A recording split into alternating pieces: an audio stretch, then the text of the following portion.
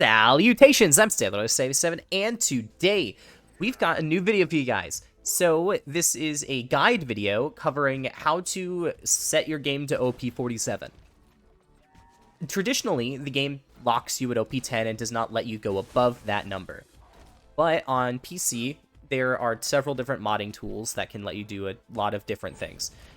First being Gibbed, being your save editor, you can utilize that to just set whatever OP level you want to play at and set your gear to whatever OP level, or just like customize your character in several different ways.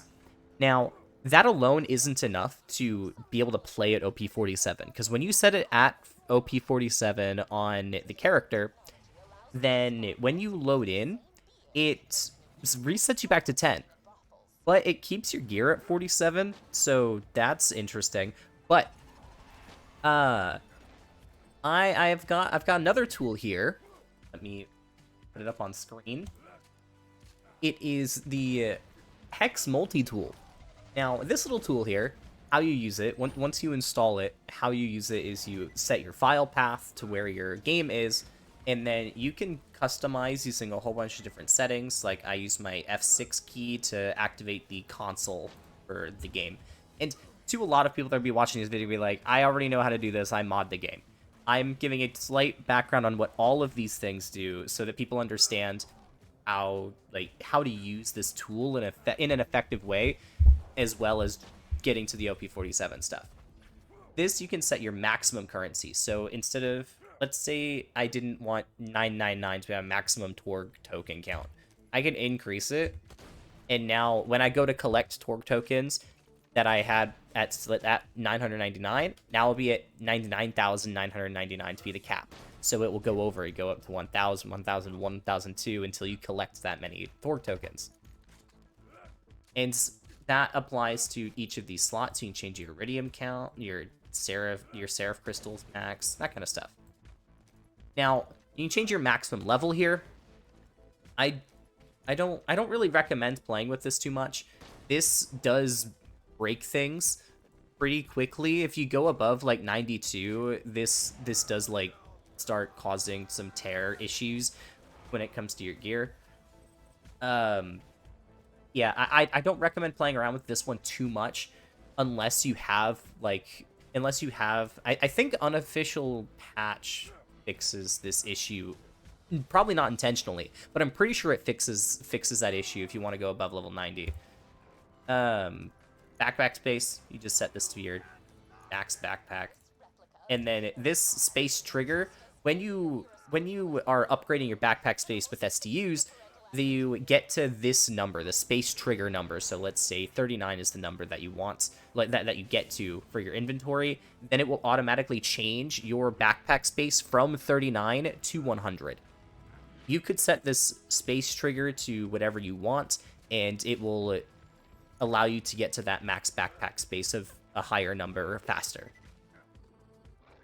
We have the vault button. This is your vault space. Does the same thing as the backpack one. So when you're playing with mods, this is one of the most common things that you have to do is disable sanity checks, because this is what removes modded items from your game. The game does like a check to be like, hey, does this have values that shouldn't exist on it? Yes or no, and then it removes them if it thinks it does. I haven't played with this too much. I'm not 100% on what this does, so I'm not going to talk about that. This disables ads for you. Now, this button here, in my opinion, works better than changing the level cap with the level max 90 button. This one actually raises the level cap instead of setting level. So this one works a bit better. The UVHM2 level cap works as well, and then the Sanctuary DLC level cap, all of those three work a lot better at raising your level cap than the level tab. There's a lot less like tear and issues with in-game if you utilize these. So with the OP levels, you don't want to touch this one. This one needs to stay at 8. You can play with this one to get it higher if you don't have the Sanctuary DLC, but if you have Sanctuary DLC, which is the fight for Sanctuary, I don't recommend using this. it's caused me issues when I was playing around with it, and it just broke things. The Sanctuary DLC one, this is the one you'd want to edit. So 8 plus 39 brings us to 47. So this just adds to the last one, bringing it up to 47. So right now it's at 39, and let's say we wanted to go to 48. Boom. Now, once we hit apply, then the max would be 48, which that is the maximum value for this slot. And this, I haven't played with this. I don't know what this does specifically. I don't know what that does. I'm not gonna try and explain that. I explained all the other stuff that were probably gonna be used more for people if they wanted to play around with this. Now, after you get this to 40, if you wanted to try and go higher, this would be the button you'd want to press. You can bring this also up, I think, up to 40 as well. Yeah, you can also bring this one up to 40. But don't touch this one until you've maxed out the Sanctuary DLC one. Again, I haven't tested anything above 47, so if it doesn't work, then it doesn't work. But this is how you bring it up to OP47 through the Hex Multitool. All right, so now we're over to Gibbed, and how you get to OP47 here.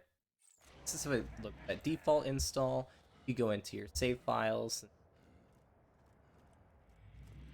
I'm not showcasing my files. It's not happening.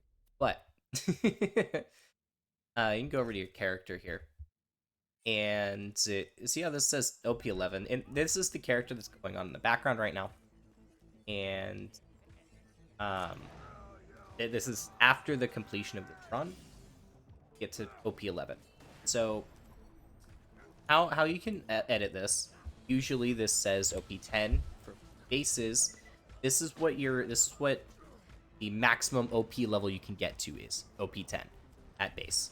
And then once you start messing with the Hex Multitool, you can start playing with this. You can bring this up manually, going up.